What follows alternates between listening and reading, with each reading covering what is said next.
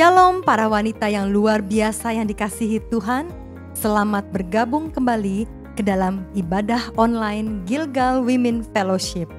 Mari saya undang kita semua untuk bersama-sama kita mau memuji dan menyembah Tuhan dengan antusias. Shalom para wanita, selamat datang di ibadah Gilgal Women Fellowship. Tidak terasa ya, 1 bulan sudah berlalu dan kita kumpul bersama pada hari ini. Dan kita mau membesarkan nama Tuhan. Kita lihat kebaikan Tuhan dalam hidup kita selama sebulan ini, luar biasa bukan? Mari kita naikkan ucapan syukur kita kepada Tuhan. Yuk kita nyanyikan sama-sama.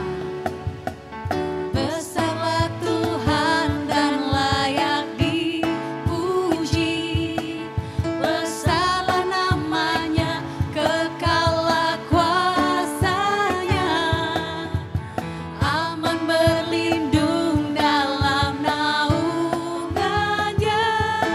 setia Allah bagi kita, di pihak kita. Katakan terpujilah.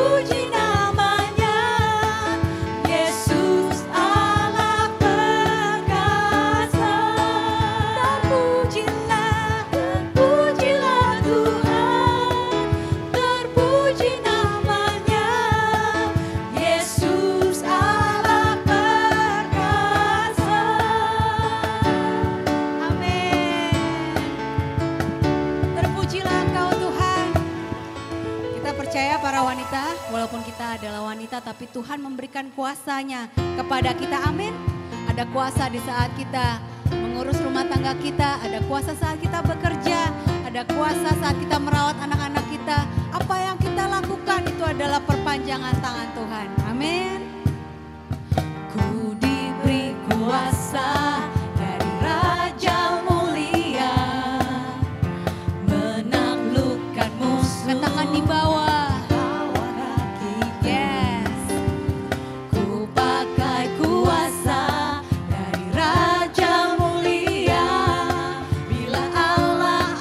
Bersamaku, siapa jadi lawanku? Katakan sungguh besar.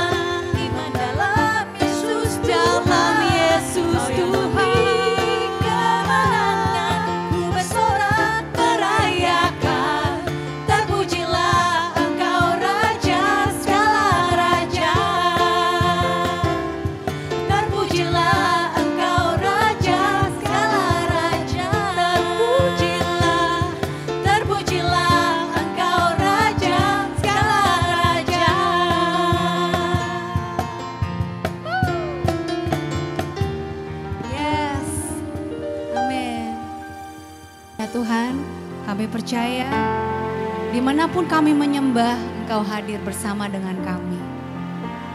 Di rumah, di tempat kerja, dimanapun kami berada, kami percaya Tuhan, saat kami sungguh-sungguh menyembah Tuhan, Engkau Tuhan hadir bersama dengan kami. Mari para wanita, kita nyanyikan lagu ini bersama-sama. Saat ku menyembah-Mu, Roh-Mu bekerja. Saat ku menyembah-Mu, Roh-Mu bekerja. Saat ku memuji-Mu, Kau berkata di atas pujian. Ku angkat hatiku,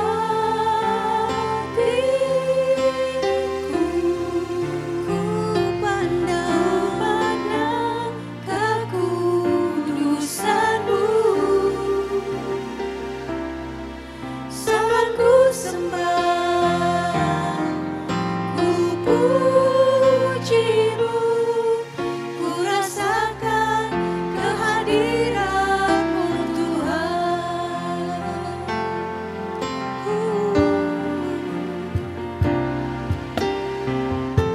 Saat ku menyembah-Mu, Katakan Roh-Mu bekerja. Roh-Mu bekerja.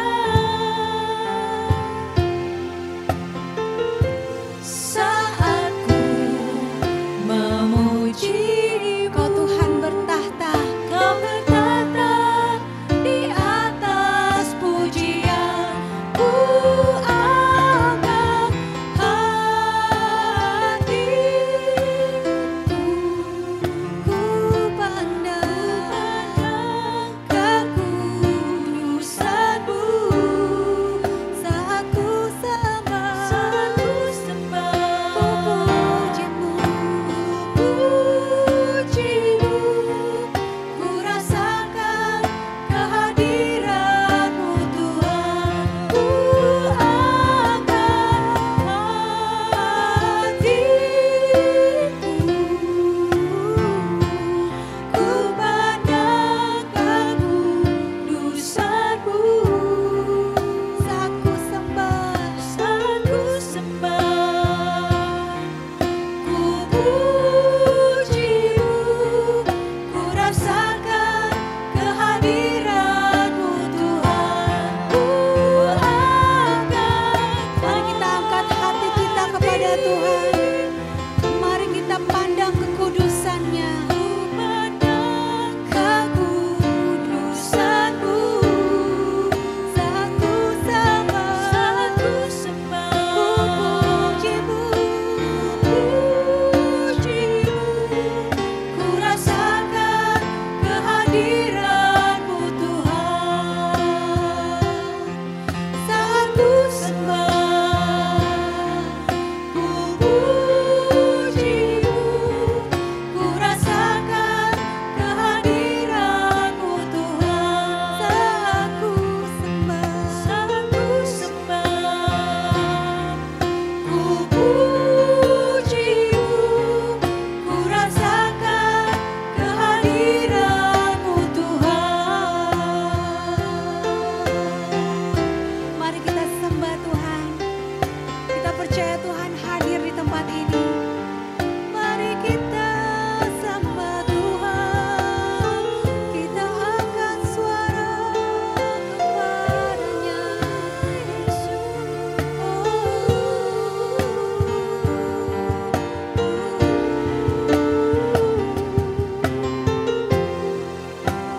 Kami percaya kami punya Tuhan yang besar.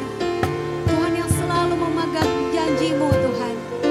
Allah yang berkuasa di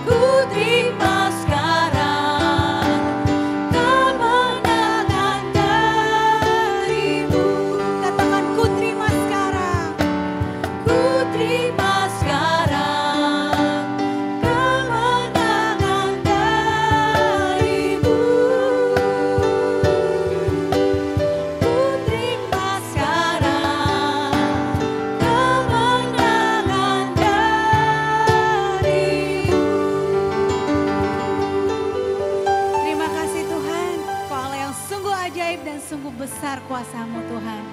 Inilah pujian kami bagi-Mu dan biarlah Engkau disenangkan. Kita sama-sama katakan, amin. Shalom, Gilgal Women Fellowship yang dikasihi Tuhan. Pada momen ini, saya ingin bersaksi tentang hidup yang diiringi dengan pelayanan. Saya Yuliana, dan saya sudah bergabung melayani di GBI Gilgal kurang lebih 19 tahun yang lalu hingga saat ini. Bidang yang saya layani adalah tentunya di bidang ibadah umum, dalam Sunday School Gilgal Kids, dalam pengajaran, sebagai Family Cell Leader, pelayanan di senior, dan tidak kalah lagi adalah di Women Fellowship. Tujuan dari saya melayani adalah bukan adu kesibukan waktunya, adu banyak-banyakan, bukan. Tetapi bagi saya melayani adalah meningkatkan dan melatih kapasitas hati. Mengapa? Karena di saat kita melayani, kita akan melayani orang-orang dengan sikap dan sifat masing-masing. Tentunya banyak pengalaman yang sudah didapat. Yang namanya dimaki, dimarahin, dibentak, bahkan difitnah, itu udah sering kali menjadi makanan sehari-hari. Dulu saya merasa sedih dan kesal karena sudah memberikan yang terbaik, tapi kenapa ya respon sekitar kita seperti itu? Sehingga dulu saya selalu berkata sabar terhadap diri saya. Namun kata-kata sabar itu ada batasnya ya, buat manusia tidaklah cukup. Sehingga suatu ketika saya mendapat hikmat bahwa mengapa saya melayani, mengapa Tuhan mau saya melayani, adalah saya mau bertumbuh secara rohani. Saya mau berbuah, mengalami buah-buah roh, yaitu yang ada di Galatia 5 ayat 22. Yang saya suka beberapa buah roh adalah kasih, kesabaran, dan pengendalian diri. Itu yang selalu menjadi rema buat saya. Sehingga di saat saya emosi dalam keadaan yang misalnya protes, disitulah Roh Kudus mengingatkan bahwa kasih, kesabaran, dan pengendalian diri itu penting. Saya ingin menghimbau, jikalau kita up and down, itu dalam pelayanan pasti terjadi. Namun, teman-teman, lihatlah kepada salib Kristus. Dalam melayani, kita tahu bahwa Tuhan Yesus terlebih dahulu melayani kita dengan mati di kayu salib. Karena apa? Karena kita berharga. Demikian pula orang-orang di sekitar kita juga berharga. Sehingga Tuhan yang terlebih dahulu melayani saya, maka saya juga mau menjadi alat Tuhan untuk melayani orang-orang di sekitar saya, jiwa-jiwa di sekeliling kita. Dan pada saat melayani, kita juga melatih otot-otot rohani. Dan sekaligus beriring dengan waktu, iman saya juga makin bertambah. Sebagai contoh di Sunday School, pada saat melayani, saya tidak fokus kepada bagaimana variatifnya sikap anak-anak yang terkadang sulit. Namun fokuslah kepada jiwa-jiwa yang ada. Anak-anak yang dikirim itu luar biasa dan berharga di mata Tuhan. Sama seperti kita berharga di mata Tuhan. Dan pada satu ketika, jikalau jiwa-jiwa tersebut, anak-anak, mereka bisa mengalami Tuhan, mereka bisa melakukan apa yang menjadi keinginan Tuhan, itu semua jerih-lelah payah tidak sia-sia. Dan sungguh iman saya bertumbuh dan terus mengalami sukacita dan terus bernyala-nyala kembali di dalam pelayanan. Mari ibu-ibu, pesan saya adalah tetaplah layani Tuhan dengan antusias dan dengan semangat. Karena jiwa-jiwa di sekitar kita Tuhan berikan sungguh berharga. Tuhan mengasihi mereka seperti Tuhan mengasihi saya dan saudara. Ada satu ayat emas yang selalu saya pegang selama melayani, yaitu di Roma 12 ayat 11. Janganlah hendaknya kerajinanmu kendor, biarlah rohmu menyala-nyala dan layanilah Tuhan. Selalu bernyala-nyala dalam Tuhan ya, setiap melayani dan terus maju, janganlah kendor. Sekian kesaksian saya, Tuhan Yesus memberkati. Wow, luar biasa sekali kesaksian yang diberikan oleh Ibu Yuliana. Saya percaya kita semua diberkati. Dan saat ini kita akan mendengarkan sharing firman Tuhan yang akan dibawakan oleh seorang hamba Tuhan yang luar biasa, yang diurapi, yang selalu setia melayani Tuhan. Dan tanpa berlama-lama lagi, mari kita sambut dengan hangat Ibu Fenty Jonathan. Shalom, selamat pagi, selamat siang buat setiap ibu-ibu, setiap saudara dimanapun, setiap ibu-ibu dan saudara berada. Salam sejahtera, senang sekali bisa berjumpa kembali walaupun secara online. Tapi saya sungguh berharap bahwa kebenaran firman Tuhan gak bisa dibatasi oleh apapun. Dan terima kasih buat Gilgal Women Fellowship yang sudah memberi saya kesempatan untuk bisa share kebenaran firman Tuhan. Saya mengambil judul Melayani Bukan Kaleng-Kaleng. Kalau bukan kaleng-kaleng itu artinya apa? Bukan sembarangan. Sebenarnya judul ini tercetus sewaktu saya sempat ngobrol dengan seorang hamba Tuhan, seorang ibu, seorang hamba Tuhan, istri seorang hamba Tuhan juga, dia pelayan Tuhan. Kemudian saya share dengan dia, kemudian tercetuslah judul ini, Melayani Bukan Kaleng-Kaleng. Menurut ibu-ibu kalau mendengar kata melayani, itu apa yang ada di benak ibu-ibu? Bentuk pelayanan di gereja, betul? Melayani, pelayanan sebenarnya akar katanya sama, layan. Tetapi memiliki pengertian yang sedikit berbeda aplikasinya. Kalau menurut Kamus Besar itu pelayanan atau melayani, itu sama-sama berarti membantu, menyiapkan atau mengurus apa-apa yang diperlukan. Tetapi kalau melayani itu lebih personal. Kalau pelayanan mungkin bisa bentuk pelayanan atau organisasi atau strukturnya. Kan itu saat ini siang hari ini, saya mau share 3 hal. Buat setiap ibu-ibu dan saudara, kenapa sih setiap kita harus melayani? Yang pertama, ada 3 hal penting. Yang pertama, yaitu melayani itu sebuah panggilan hidup. Dalam Yesaya 4:3-21, saya bacakan, kalau ibu bisa buka silahkan. Yesaya 4:3-21, umat yang telah kubentuk bagiku, akan memberitakan kemasyuranku. Kemudian Matius 20:28 bahasa Indonesia sehari-hari yang berkata, sama seperti anak manusia datang, bukan untuk dilayani, tetapi melainkan untuk melayani dan menyerahkan nyawanya untuk membebaskan banyak orang. Dilayani dan melayani. Dilayani kita tahu fokusnya adalah diri kita. Kita menuntut orang lain melakukan untuk diri kita. Karena itu banyak sekali yang kita berkata kita melayani, tapi sesungguhnya kita sedang dilayani maunya. Jadi gampang sekali kita bersungut-sungut. Kita gampang sekali burn out. Bisa saudara. Karena melayani yang Tuhan maksudkan adalah melakukan untuk orang lain, memberi untuk orang lain. Kata melayani di sini dalam bahasa Yunaninya berkata diakone. Diakone. Sering kita katakan menjadi diakon. Ya. Diakone artinya apa? Pelayanan di meja makan. Yesus senang sekali kalau kita baca di Alkitab ya. Senang sekali makan di rumah orang. Kenapa? Karena itu menjadi kesempatan untuk bisa orang lagi relax, kita bisa sharing firman Tuhan, kita bisa menguatkan, kita bisa mendoakan. Pelayanan di meja makan. Mungkin orang yang melayani di meja makan, mungkin kita katakan orang yang lebih rendah. Gitu ya. Mungkin seperti pembantu di rumah kita, asisten rumah tangga gitu ya. Tetapi yang Tuhan maksudkan adalah pelayanan di meja makan ini adalah di meja makan tidak ada yang lebih tinggi. Tidak ada yang lebih hebat. Semuanya sama. Kita saling melayani satu dengan yang lainnya. Ada yang melayani sesuai dengan karunia yang Tuhan berikan. Dengar. Saya mau berkata bahwa ujungnya selalu Yesus itu memberitakan keselamatan. Karena saya mau berkata bahwa melayani itu adalah sebuah kehormatan. Tuhan mau cari yang pinter, yang lebih rajin, yang lebih hebat, bisa Tuhan dapatkan. Tapi firman Tuhan berkata justru lewat kelemahanku lah kuasanya menjadi sempurna. Kuasanya akan dinyatakan. Karena Yesus memanggil kita bukan untuk mencari orang yang sempurna, tapi orang yang mau. Karena Yesus memanggil bukan karena kepintaran kita, bukan karena kehebatan kita, bukan karena kebaikan kita, bukan karena uang kita, bukan karena talenta kita.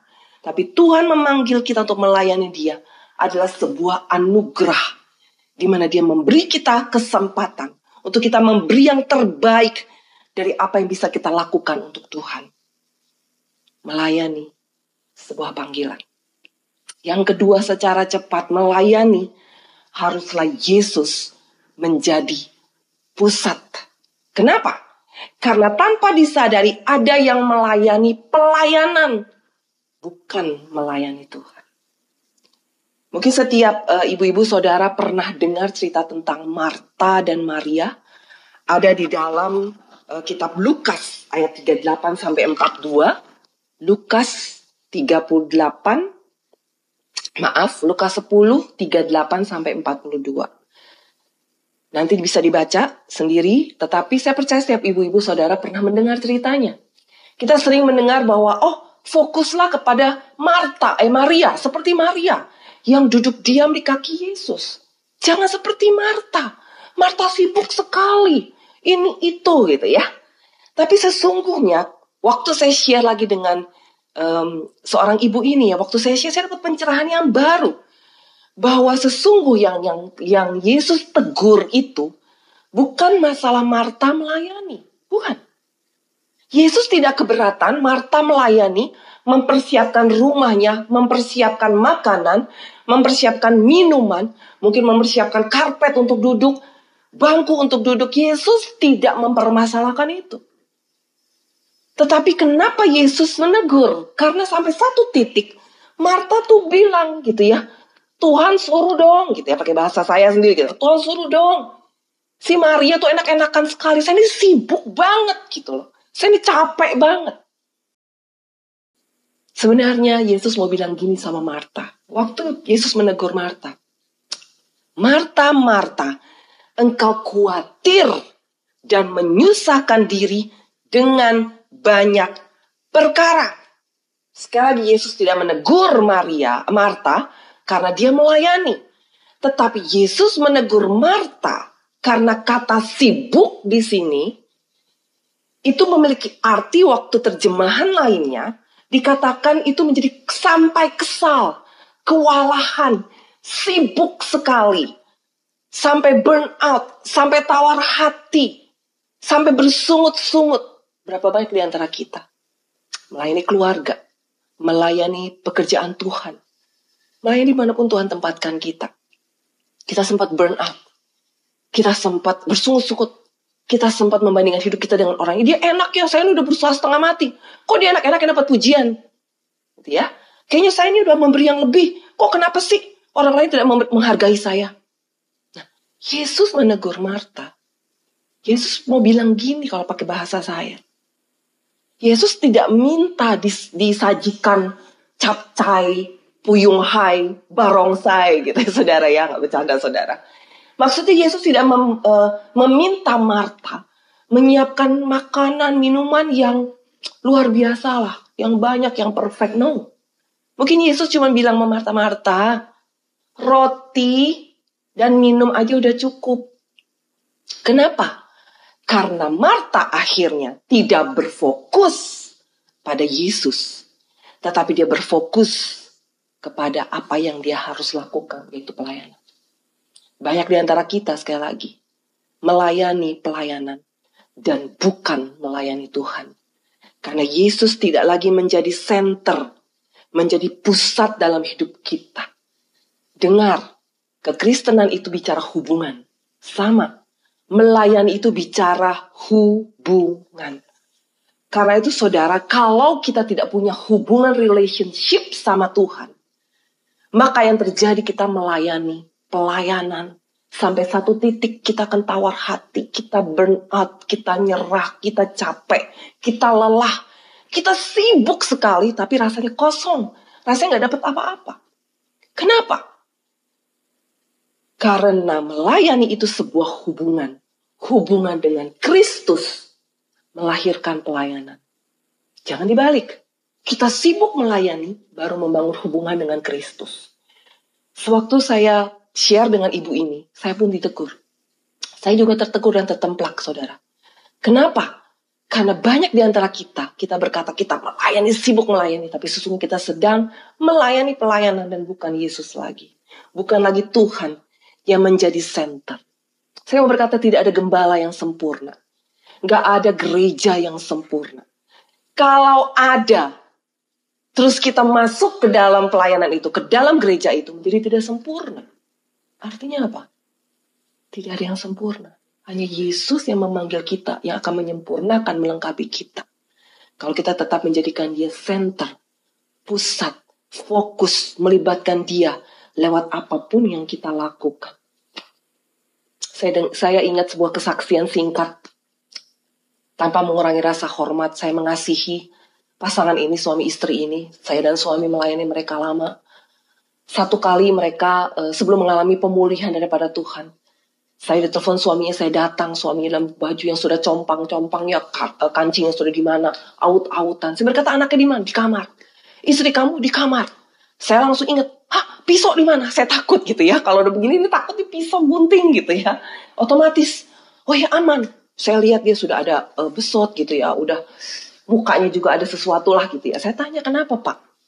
Gitu ya. Wah, saya sempat dipukul istrinya dan sebagainya. Singkatnya saya samperin istrinya. Awalnya istrinya menolak.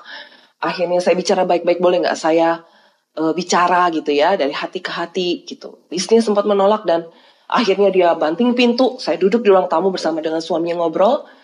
Nggak lama kemudian istrinya keluar, dia ambil Alkitab gitu ya. Kemudian dia keluar dari pintu, terus dia berkata, saya mau pelayanan doa. Shalom, Tuhan berkati. Saya dan suaminya hanya bisa bengong gitu ya. Kenapa saudara? Ya, begitu mudahnya, habis pukul suaminya, habis hajar suaminya, dia bisa pelayanan doa. Saudara, kadang-kadang kita terjebak yang namanya pelayanan. Kita berpikir sudah melayani Tuhan. Tapi sesungguhnya, mungkin kita sedang melayani pelayanan. Dan Yesus tidak lagi menjadi center, pusat dalam hidup kita. Yang terakhir, melayani harus menjadi gaya hidup. Saya catat, memang saya buka Alkitab karena saya sedikit kacamatanya juga kurang bisa membaca huruf yang kecil. Saya catat dalam Kolose 3 ayat 23 dalam bahasa Indonesia sehari-hari. Dikatakan, pekerjaan apa saja yang diberikan kepadamu. Pekerjaan apa saja. Mau ibu rumah tangga, mau penjaga toko, mau pelayan di gereja, mau dimanapun saudara ditempatkan Tuhan. Ya, yang diberikan kepadamu hendaklah kalian mengerjakannya dengan sepenuh hati, seolah-olah Tuhanlah yang kalian layani dan bukan hanya manusia. Kenapa? Artinya bukan hanya di dalam gereja, tapi lewat profesi kita, lewat status kita, ibu rumah tangga, pekerja, apapun juga. Tuhan berkata, lakukanlah dengan sepenuh hati, seolah-olah untuk Tuhan. Dengar. Kita ini, wanita ini seorang penolong. Fungsi kita sebagai seorang penolong. Seorang penolong kualitasnya akan terlihat dari orang yang kita tolong. Betul? Kita akan terlihat bagaimana suami kita, anak kita. Mungkin karyawan di kantor, di toko. Rekan-rekan satu jawatan pelayanan. Kita ini penolong. Kualitas kita akan terlihat dari orang-orang. Terlihat dari orang-orang yang kita tolong. Apakah lebih baik? Apakah kita sudah menjawab kebutuhannya? Apakah kehadiran kita ini menguatkan, menginspirasi, menginfluence yang baik kebenaran firman Tuhan kepada mereka atau tidak? Yang membuat mereka mengalami Tuhan dan mengalami perubahan. Saudara, gaya hidup ini bicara sehari-hari. Lewat apapun yang kita lakukan, kita sedang melayani. Dengar. Mungkin kita lihat prioritas Tuhan, gitu ya. Kemudian mungkin keluarga atau pasangan, baru pelayanan. Buat saya, urutan itu sebenarnya tidaklah terlalu penting. Karena dimanapun dan apapun yang saudara lakukan, saudara sedang melayani. Bahkan saudara lagi di rumah pun lagi masak, saudara melayani. Saudara lagi berdoa, saudara melayani. Saudara lagi ngajarin anak, ya ujian, itu sedang melayani. Saudara, saya sering keringin rambut anak saya, sedang melayani. Siapin makan untuk suami, itu melayani. Cuci pakaian dalam suami, itu melayani. Setir orang gitu ya, seperti kakak saya setir. Setiap hamba Tuhan, pelayan Tuhan, sampai ke gereja, balik lagi, jemput lagi. Buat saya itu sebuah pelayanan juga. Bagi Tuhan gak dilihat statusnya kamu, jabatannya apa, kelebihan kamu apa. Ya, Tuhan lihat hati kita. Menjadi gaya hidup.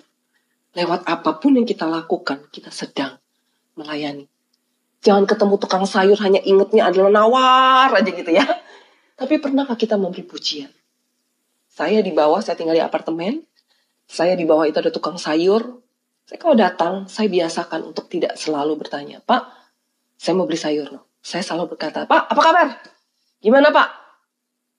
Laku nggak Pak? Tadi kesini susah nggak nih? Pertanyaan yang simpel aja. Jangan, Pak, gimana kabar hari ini? Apakah Tuhan menjawab sesuatu buat hidup Bapak? Apakah Bapak lagi mengalami keguncangan, mengalami pergumulan? Berat, saudara, ngabur dia, saudara. Yang santai saja, saudara. Itu pun buat saya pribadi. Waktu saya dapat pencerahan, itu pun melayani. Bagian dari sebuah pelayanan. Kita mengatur keuangan keluarga pun itu sebuah pelayanan. Artinya apa? Kita menjawab kebutuhan dimanapun kita ditempatkan. Sampai orang-orang itu mendapatkan kasih karunia Allah.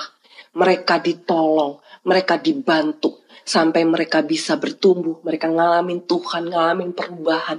Mereka ditolong. Itu adalah tugas kita. Sebagai seorang wanita, seorang ibu. Yang melayani sebagai gaya hidup. Ada seorang istri yang bangun pagi-pagi, gitu ya. Dia ke pasar, suaminya bangun berangkat kerja, anaknya sudah disiapkan makanan segalanya, saudara. Dia ke pasar, dia pikir dia mau makan kepiting, karena suaminya suka kepiting.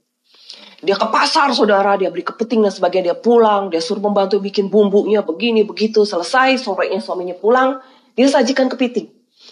Kemudian waktu mulai disajikan, suaminya duduk, anaknya duduk, dia mulai bicara ibu ini. Pak, tahu nggak? Tadi papa belum bangun, saya udah ke pasar loh, sadar nggak? Saya ke pasar ya, saya cari kepiting, lagi nggak musim kepiting, kecil-kecil. Tapi akhirnya saya dapat yang gede. Saya beli juga bumbu-bumbu sampai di rumah. Saya suruh pembantu untuk mengolah bumbu. Dia sempat salah. Kemudian saya harus rebus, saya harus perhatikan pembantu bikin bumbu, saya harus urus ini, urus itu. Dengar, seorang pria atau suami waktu dengar begitu, dia berpikir adalah satu, memberi solusi. Akhirnya apa yang terjadi, suaminya bilang gini, ya udah kalau begitu lain kali gak usah masak kepiting. Istrinya kaget. Kemudian dia berdiri, dia masuk ke kamar, dia tutup pintu sambil bilang, waduh gue salah lagi nih gitu ya. Kenapa? Karena istrinya bercerita gitu, dia mau dipuji, dia sekedar mau dipuji, dia sekedar mau dihargai gitu ya. Tapi dengar, mungkin suaminya tidak mengerti kebutuhan itu. Nanti itu ada sesi khusus ya. Tapi dengar bahwa kita melayani, janganlah mengejar benefit, mengejar keuntungan, mengejar pujian buat pribadi kita, aktualisasi diri. Nanti seperti Marta, satu titik kita akan lelah, satu titik kita akan burn out. Tapi kalau kita melayani sebagai gaya hidup, Kristus sebagai pusat, maka kita akan melakukannya dengan bersuka cita. Atau hari ini, kenapa melayani bukan kaleng-kaleng, bukan sembarangan. Karena sebenarnya judul itu, saya mau berikan judulnya sesuai dengan pembicaraan saya dengan ibu ini. Seorang wanita, seorang ibu yang bukan kaleng-kaleng. Kenapa ada seorang ibu? Saya akhiri dengan cerita ini.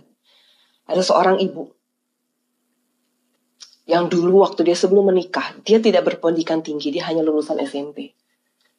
Dia tinggal di Medan, ketemu dengan calon suaminya saat itu. Masih kuliah. Dia jatuh cinta, kemudian mereka sepakat untuk menikah, tapi keluarganya tidak menyetujui. Karena perbedaan keyakinan, kemudian akhirnya pasangan ini kawin lari.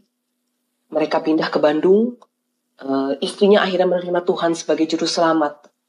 Dan Tuhan dalam hidup dia secara pribadi. Dia akhirnya melahirkan 5 anak sampai akhir terakhir. Sebelum suaminya meninggal itu, saya dengar dia sudah punya 7 anak. Jadi pindah ke Bandung. Kemudian apa yang terjadi waktu dia pindah ke Bandung? Dia harus bekerja membiayai hidup dia, anak-anaknya dan suaminya juga. Membantu kuliah sambil bekerja. Jadi dari pagi sampai sore, dia jaga rumah, jaga anak-anak. Dari sore sampai malam, ibu ini bekerja. Itu berlangsung terus-menerus. Ya, sampai anaknya punya pendidikan yang tinggi dan luar biasa. Dia melayani tetap anaknya. Dia juga tetap melayani gereja. Tetapi saudara, kenapa dia tidak bisa burn out? Dia tidak tawar hati dengan kondisi yang ada. Dia tetap bersuka cita di tengah keterbatasan, di tengah struggle yang ada. Sampai hari ini dia usianya 80 tahun lebih. Suaminya sudah meninggal, tapi dia masih tetap berkata, saya tetap mau melayani Tuhan. Lewat doa saya, lewat apapun yang saya bisa lakukan kepada anak cucu saya, kepada rekan-rekan di gereja. Luar biasa.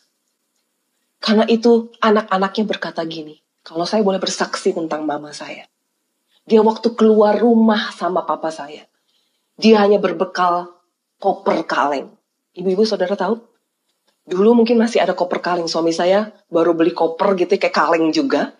Nah dulu mungkin ibu-ibu saudara pernah tahu jenis kopernya bukan koper kain, yang lebih banyak adalah koper seperti koper kaleng. Mama saya, kata anaknya, keluar dari rumah hanya dengan sekoper kaleng. Dengan koper kaleng. Tetapi mama saya, ibu saya, bukanlah seorang wanita atau ibu yang kaleng-kaleng. Artinya bukan sembarangan. Rindukah setiap kita juga? Nanti waktu kita bertemu muka dengan Bapa di surga, dia berkata, kamu ini bukan kaleng-kaleng, gitu ya. Atau anak-anak kita suami berkata, kamu ini bukan kaleng-kaleng, bukan sembarangan. Karena kita menyadari melayani panggilan hidup. Yesus selalu menjadi pusat dalam hidup kita. Dan yang ketiga, itu menjadi gaya hidup lifestyle. Dimanapun kita ada, itulah pelayanan kita. Dimanapun Tuhan tempatkan, itulah pelayanan kita. Rindukah itu terjadi buat setiap ibu-ibu dan saudara? Mari kita tundukkan kepala. Saya mau berdoa buat setiap ibu dan saudara sebentar saja. Tuhan Yesus, hamba-Mu sudah selesai menyampaikan kebenaran firman. Kami tahu Tuhan, kami memiliki banyak keterbatasan. Tapi kami tahu kami dipanggil pada panggilan-Mu yang kudus. Kau tidak melihat kekurangan kami, tetapi Engkau melihat hati kami. Karena itu Tuhan, kalau selama ini kami melayani Engkau, tidak menyadari sebagai panggilan hidup, mungkin hari ini ada di antara ibu-ibu dan saudara yang sedang burn out, yang sedang patah semangat, yang sedang berkata mau mundur. Saya pernah ngalamin masa-masa itu. Sempat mau menyerah, sempat tidak lagi mau berdoa, baca firman Tuhan, datang kepada Tuhan. Saya pernah ngalamin masa-masa itu, jadi saya mengerti kalau ada saudara dan ibu-ibu ngalamin masa itu. Tapi dengar hari ini, tangan Tuhan sedang terbuka lebar buat setiap pribadi kita. Dia kata, mari datang. Aku gak cari yang hebat, sempurna, pintar. Aku cari yang mau memberi hidup. Melayani. Janganlah dibatasi tembok gereja. Layanilah aku sebagai gaya hidup. Dimanapun kau ditempatkan, sekecil apapun kau dipercayakan, mungkin pelayanan di dalam gereja. Lakukanlah itu seperti engkau sedang melayani aku, kata Tuhan. Dan biarkan siang hari Tuhan menguatkan, meneguhkan, membangkitkan kembali hati kita, semangat kita kembali untuk melayani Dia, mengasihi Dia lebih lagi. Di dalam nama Yesus Tuhan. Supaya sungguh kita menjadi seorang ibu, seorang wanita yang bukan kaleng-kaleng, yang gak sembarangan di hadapan Tuhan. Kami menyerahkan hidup kami ke dalam tangan-Mu Tuhan. Biar pengurapan-Mu saat ini penuh buat setiap hidup kami. Kau yang memperlengkapi kami, Kau yang memangkai talenta apapun yang dalam hidup kami untuk memuliakan Engkau dan untuk kemuliaan. Terima kasih Bapa. Hanya di dalam nama Yesus Tuhan kami sudah berdoa dan mengucap syukur. Haleluya. Amin. Ibadah GWF kita sudah selesai dan saya akan berdoa berkat untuk kita semua. Roh Tuhan ada padamu, yaitu roh hikmat, pengertian, kebijaksanaan, dan roh takut akan Tuhan. Kasih karunia dan damai sejahtera dari Allah Bapa dan Tuhan kita Yesus Kristus akan terus menyertai kita semua kaum wanita, mulai saat ini sampai Tuhan Yesus datang dan menjemput kita semua.